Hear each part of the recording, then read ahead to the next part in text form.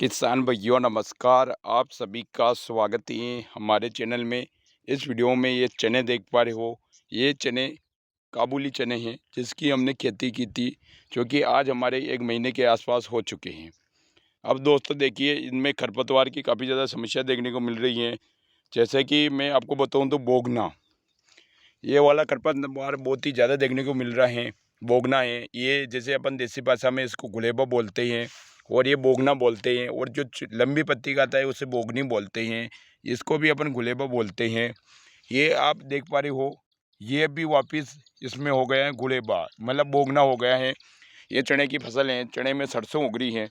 कुल मिला के मेजर मेजर कारण बोले तो ये छील है, इसको हमारी देसी भाषा में छील बोला जाता है। और आप देख पा रहे हो इस प्रकार से इसमें ज़्यादातर गुलेबा और इसमें बोगना जैसे बहुत सारी खरपतवार हो रहे हैं।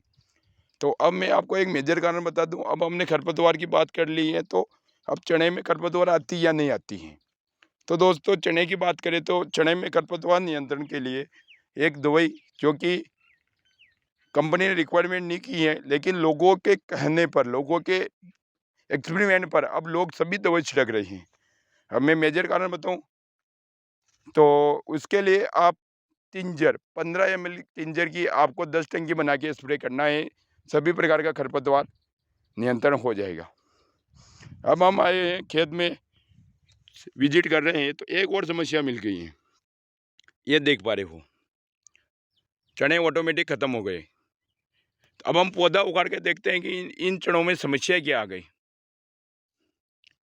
तो ये जैसे गोड़ हम उखाड़ रहे हैं, तो गोड़ मतलब ये गोड़ हमने उखाड़ लिया, इसमें मेजर समस्या आ रही है कि इसकी जड़ पूरी तरह से काली हो गई है। क्या जड़ काली है? तो जड़ काली हो गई, ऊपर से पत्ता मुरझा गया है। तो अपन ऐसा भी मान सकते हैं कि या यहाँ पर मिट्टी ज़्यादा चढ़ गई हो, पौधा बाहर ना निकला हो, तो उसमें मिट्टी की वजह से भी फंगस आ सकती है, ज़्यादा गीलापन के कारण। तो उस प्रकार से इसमें भी फंगस आ गई। अगर ये हमने मिट्टी वापस नीचे नहीं उतारी तो ये चने की स्थिति खराब हो सकती है। इसके अलावा एक खरपतवार, मेजर खरपतवार ये होता है जिससे कि अपन एक ऐसा खरपतवार बोल सकते हैं जो किसी दवाई से ख़त्म नहीं होता। ये वाला खरपतवार है, इसमें जैसे ये तोड़ा हमने, पत्ता तोड़ा, तो ये वाला जो खरपतवार है ना, ये किसी दवाई से भी नहीं जाता है। कुल मिला के जो ये खरपतवार है ना, ये अगर इसमें एक भी पत्ता पत्ता मतलब गोड़ कोनिन पत्ता, अगर पत्ता ज़मीन में रह गया, तो पत्ता ज़मीन में रह जाने के कारण ही भी आपको ज़्यादा समस्या देखने को मिल सकती है। अगर इस पत्ते को तोड़ कर आपने अलग अलग जगह पर फेंक दिया, तो पत्ते से इसमें घोड़ बन जाता है।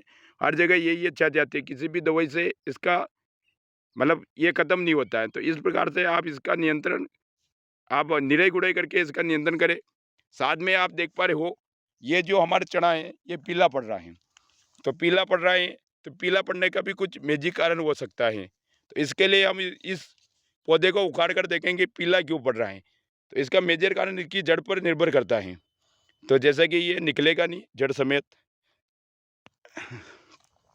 जड़ निकल गई, तो ये जो ऊपर का पीला करने का पड़ने का कारण प्योर जड़ें हैं।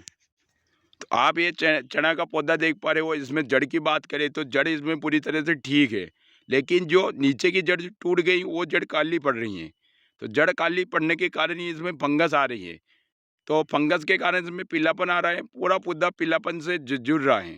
तो इसकी रोकथाम के लिए आपको सिजेंटा कंपनी का रेडोमिल, जिसके अंदर मेटालेक्जिल प्लस मेनकोजेब का कॉम्बिनेशन होता है। मेटालेक्जिल 8% प्लस मेनकोजेब 64% का कॉम्बिनेशन पाया जाता है। उस दवाई का आप इसमें छिड़काव कर सकते हैं। वह एक सिस्टमेटिक और कॉन्टेक्ट होता है, तो तुरंत रिजल्ट बताता है और 1 महीने तक आपको पीलापन नहीं आने देगा। तो इस प्रकार से बहुत सारी समस्या चने में देखने को मिल रही हैं। आगे चलकर देखते हैं तो इसमें वापस ऐसी समस्या बहुत आ रही है। तो इसमें कुल मिला के आपको स्प्रे करना पड़ेगा फंगस को नियंत्रण करने के लिए।